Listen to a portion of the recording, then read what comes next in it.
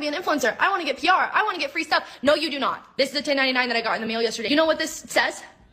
$63,000. And it really be y'all favorite influencers that's getting regular jobs. Like, let's really talk about it. So if you haven't been living under a rock, you probably would have heard that TikTok is about to get banned. And with that, there's a lot of content creators struggling to figure out what's next. A lot of them having to go get 9-to-5s. And that's what this video is about right here. A lot of content creators talking about why they have to go from creating content and being full-time influencers to going to work a 9-to-5 again. So we're going to go ahead and watch this video, react to it, and just watch it together pretty much, see what they got to say, and we can give our honest opinions on it. So let's go ahead and get right into this. And it really be y'all favorite influencers that's getting regular jobs. Like, let's really talk about it. They're getting a job because it's temporary. Like, the whole social media influencer thing is really temporary. Even for people who are really, really successful at it, like, it only goes so far. It only lasts for so long. If you had to put influencers in a bubble, I would put them in a bubble with reality TV stars. Like, they're not celebrities, but like, they will be Ubering sometime soon. And even celebrities sometimes be having regular jobs or having businesses and stuff, because that stuff is not temporary. That stuff is temporary. What is that braid doing though? But all jokes aside, I see a lot of people on social media talking about that they have a regular job. And I really don't blame them, because you don't really know how long that your light is going to shine on the internet. Like, you genuinely don't know. That's why you should take advantage of the opportunity, but make sure you're acting normal at home. See, now I kind of agree with that. Now, having a 9-to-5 isn't a bad thing, because at the end of the day, it's going to help fund what you actually want to do, right? If you're not making money from making the content, then how are you going to support yourself? How are you going to buy the things that you need to create the content? How are you going to do all these things, right? So a 9-to-5 is needed to some extent.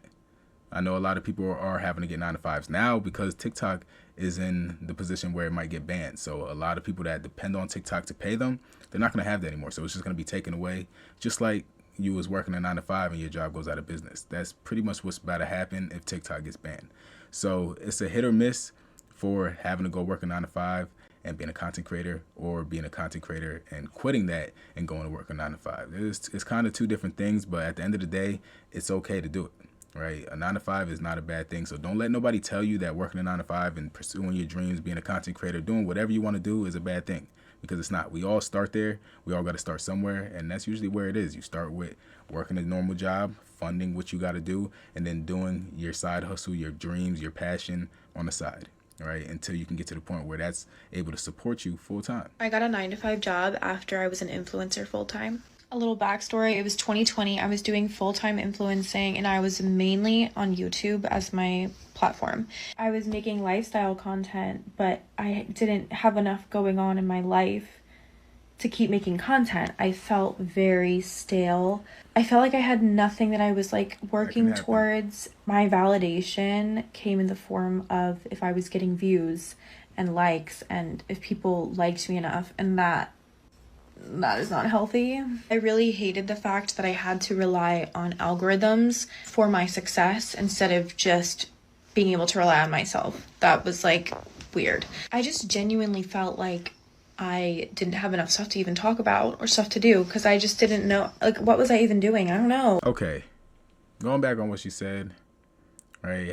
Creating lifestyle content and not having a lifestyle to create the content around, and then having to feed into the algorithm is two different things, because all social medias, you have to feed into the algorithm to be seen. But going back to where she said she didn't have any content because she wasn't living the lifestyle that she was creating the content around, that happens, right? That's obvious that can happen if you don't live the lifestyle. If you're not living the lifestyle that you want to create lifestyle content around, then how are you going to create that content? And that happens to a lot of creators because they build this image based off something that they're not really living. They don't have the money to support it. They've only done it a few times, and it wasn't something that they was going to be doing long term, but just so happened to blow up one time, and then they just kept it going. All right, that can happen, but you have to feed into the algorithm just based off of the fact that people are looking for certain things, right? I don't want to see your video if it's a food video and I'm looking for tech videos. I don't want to see the food video. Right? So you have to feed into the algorithm to make sure that your videos reach the target audience. If it doesn't, then it's going to reach the wrong people, and then it's not going to be viewed, it's not going to be enjoyed, it's not going to be engaged with. So you still have to feed into the algorithm to be seen and grow, especially on social media. Now, outside of social media, that's all on you. right? That's you as a person. You have to do that. But on social media, you have to feed into the algorithm to build up and be seen on social media. That's just how that works. Even doing, I don't know. I want to be an influencer. I want to get PR. I want to get free stuff. No, you do not. This is a 1099 that I got in the mail yesterday. You know what this says? $63,000. Spoiler, I did not make $63,000 from this collaboration. As an influencer, gifts and PR can be reported as compensation by the company to the IRS. You'll be surprised how many content creators don't know that. Imagine getting $50,000 worth of products from brands, collab deals, and you don't realize that you got to pay taxes on that. A lot of people don't realize that. Now, there's certain ways you can get around it because based off of how they're sending the products, based off the terms that they want from the product, there's different ways to get around that. But most of the time, if you're doing branded collab deals, paid partnerships or anything like that, you might end up getting taxed for those products and don't even know. So talk to a tax professional. This isn't tax advice or anything like that because I'm not a tax professional. Talk to somebody about that, but it is possible that can happen. For those of you who don't know, for a little while, I was actually doing content creation full-time. I did not have a typical job. I actually quit. Was making enough money that it was like, I don't need this part-time job, like at all. Like I was doing way better on social media than I was like working 3 days out of the week, like even with a master's degree. But something that was lurking over my head constantly was, if TikTok fails, like, first of all, you could be logged out at any point.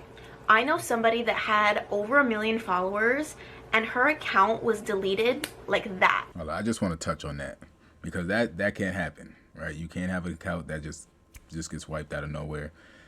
You gotta use your resources, right? 1 million followers, you should have some sort of resource, somebody that you can reach out to try to get your account back.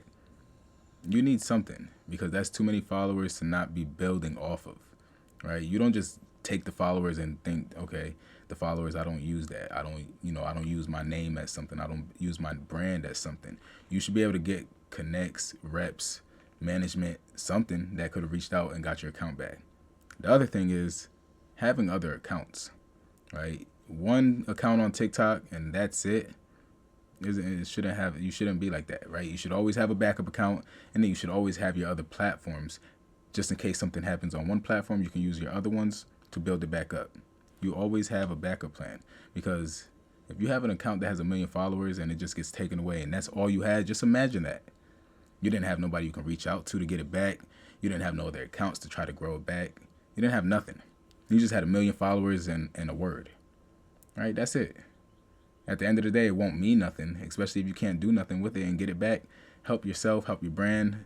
It just, at the end of the day, it meant nothing. All right, so always have a backup when it comes to accounts, especially when you've grown an account that massive. At that point, use that account to grow a backup account just in case. Just in case. Thinking to myself, this is so unstable. And I am somebody who likes stability. Like, I can't not have a plan. I don't roll like that. When I'm 45 or 65 or 75, what the hell am I gonna be doing? Like, let's just say TikTok does work out. I get like a cute little million, which is not little, but you know what I'm saying. I get like 1 million followers. I'm doing well. I got a nice cute little apartment in Manhattan, and then in 3 years down the line, when I lose relevance, like some of our favorite YouTubers have, where's the money coming from? Okay. Based off what she just said there too, she's looking at your followers paying you. Your follower amount is what pay you. And that's not how it is, right? You can have 5,000 followers and be making $20,000 a month, right? And you can have 1 million followers and be making $0 a month. It's all on how you leverage it, what you do behind the scenes, because your followers is just a gateway to do the other things that might just make you money, right? That's pretty much how that's supposed to be. If you can't do that, then you're going to bank on your follower count to make you money, and eventually you're not going to make any money and you're going to have a lot of followers, right? And we've all seen that. So that's, we don't want to be there. So the last thing you want to do is be thinking that your follower account is going to be paying you. It's not. But yeah, let me know what y'all think in the comment section about influencers and content creators having a go and get a 9-to-5 after being full-time content creators for, 3-4 years now. Let me know what y'all got to say about this. If y'all like this video at all, make sure you leave a like. And if you haven't already, subscribe to this channel so you don't miss out on the next upload. Until then, I'll see you on the next one.